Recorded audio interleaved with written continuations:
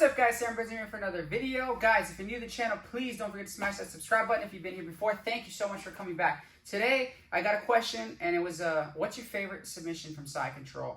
And I wanted to make a video on that because it's a good topic for conversation. I've made videos on strings of attacks. Today, I'm going to break down exactly why the Kimura is my favorite submission from side control. But you could switch the word submission for position from side control because I look at it as an opportunity to do much more than just submit. And let's talk about why.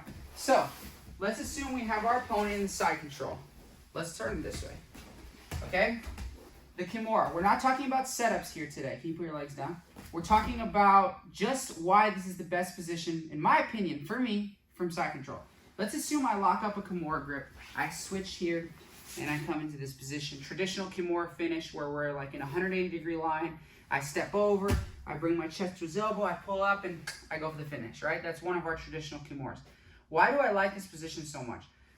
Notice that I said position and not submission. The reason is because exactly that. It is a position and not a submission. So when I get into this Kimura grip, right, the first option, the first option that I have, I just almost knocked Ty out. The first option that I have is that I can obviously attack the arm, right? I could, like I said, I could bring my elbow, or his elbow to my chest, I can pull up, and I can bring his thumb and slide it up his back and get that finish. But it's so much more than that, because from this position, I have the opportunity to go into the straight arm lock with a lot of control. With the Kimura grip straight arm lock, he can't hitchhiker, right? He tries to hitchhiker. It's really hard, right? I can keep his arm here. Furthermore, come back this way. When I have this Kimura straight arm lock position, I have the opportunity to attack the wrist, right? So that's now our third submission. The traditional Kimura, the straight arm lock, and the wrist lock. Okay? Now, that's another option. And from here, if I don't want to go and fall in for that straight arm lock, once I get his shoulder off the ground, I can use this position to attack his back, right? I can bring his hand to the mat on the other side. I can switch my hips, okay? And I can come in here, and I can circle around his head. And now, let's turn. I still have the Kimura grip, but now I'm attacking his back. Okay, so from here I can obviously start to take his back. I can start to open it up now for bow and arrows. So that Kimura position led me to all these opportunities. Or I can continue using the Kimura to take my opponent's back.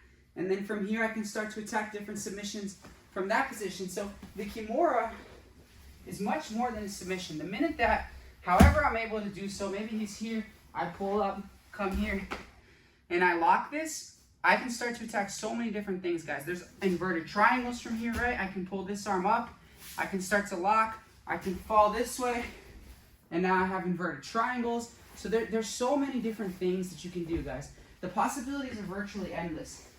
So what's important to understand from this video is that you need to look at it as not just a submission.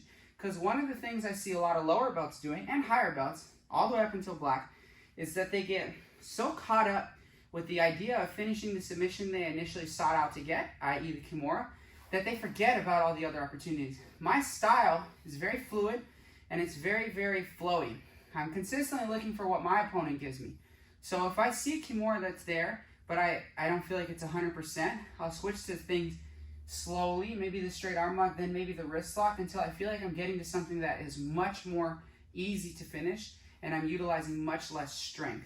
So I'm constantly, my whole game from side control, and you know what else I love about this? Not one submission that I just showed you only works in the gi.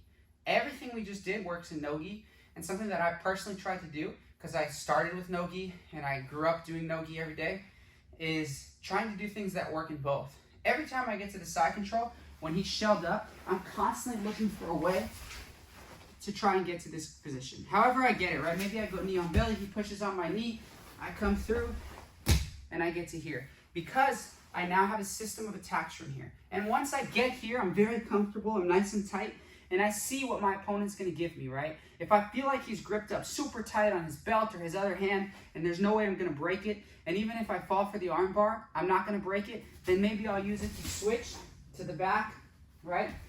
So it's something that my whole side control is based off of. Now that doesn't mean I don't do other things.